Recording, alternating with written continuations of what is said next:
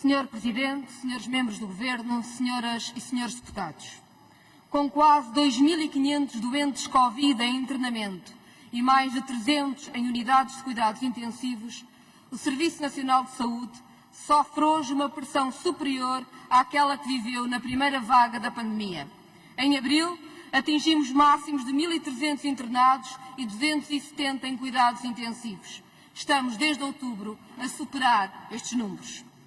Foram mobilizados, é certo, mais meios para a emergência, mas no essencial estão a responder a esta enorme vaga as mesmas unidades de saúde e os mesmos profissionais que já o fazem há longos 8 meses. Médicos, enfermeiros, técnicos superiores de diagnóstico e terapêutica, técnicos superiores de saúde, assistentes técnicos e assistentes operacionais do SNS acumulam milhões de horas extraordinárias, em grande parte não pagas, e continuam todos os dias a exercer as suas funções. Enquanto isso, há um país que se sente desamparado porque lhe falta a consulta com o médico de família, porque a cirurgia voltou a ser desmarcada, porque o exame foi adiado. Paradoxalmente, é no momento em que o SNS mais trabalha que a sua falta é também mais sentida. No Bloco de Esquerda defendemos há anos o reforço do Serviço Nacional de Saúde. Lutámos por uma lei de bases que o protegesse. No Orçamento do Estado para 2020, assegurámos o fim da sua suborçamentação e a contratação de mais profissionais. Tragicamente, o Governo decidiu que em tempo de pandemia não havia condições para o reforço previsto e o número de médicos desceu no exato ano em que havia acordo para aumentar.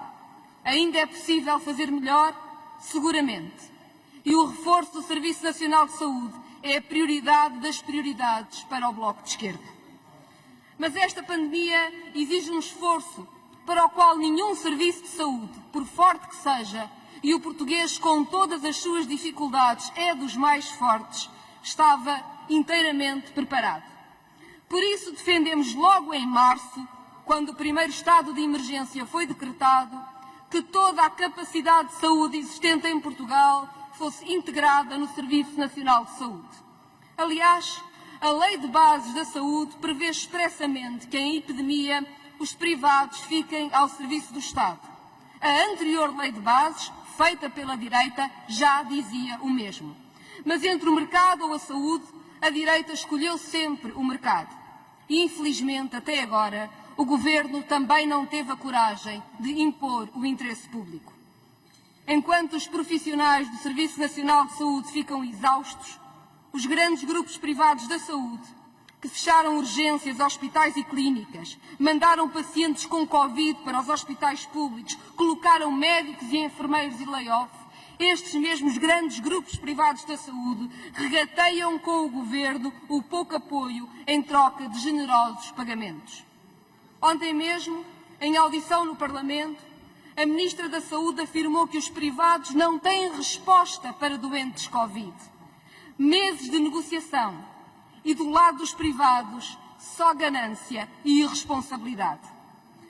A declaração do estado de emergência que o Presidente da República propõe ao Parlamento reforça os instrumentos do Governo para colocar toda a capacidade instalada na saúde em Portugal, incluindo militar, privada e social, sob a alçada do Serviço Nacional de Saúde durante a pandemia.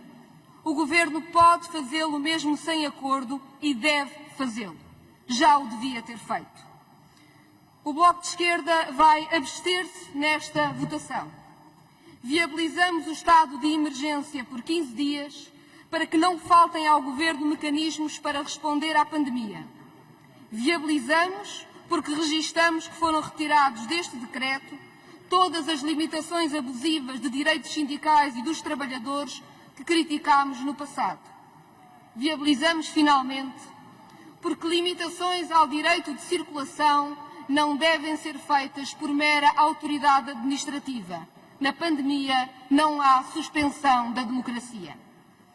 Não votaremos, contudo, a favor, porque a autorização que nos é pedida é indefinida sobre matérias como o recolher obrigatório, que consideramos contraproducente face aos dados disponíveis.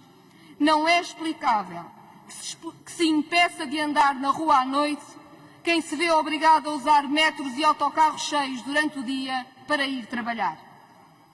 Estaremos muito atentos a estes 15 dias e reiteramos a nossa disponibilidade para criar alternativas ao estado de emergência que permitam lidar com uma pandemia que previsivelmente se estenderá por longos meses.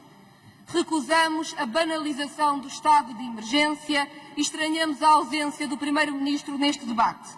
Mas não faltaremos à construção de soluções para o controle da pandemia e a salvaguarda do Serviço Nacional de Saúde.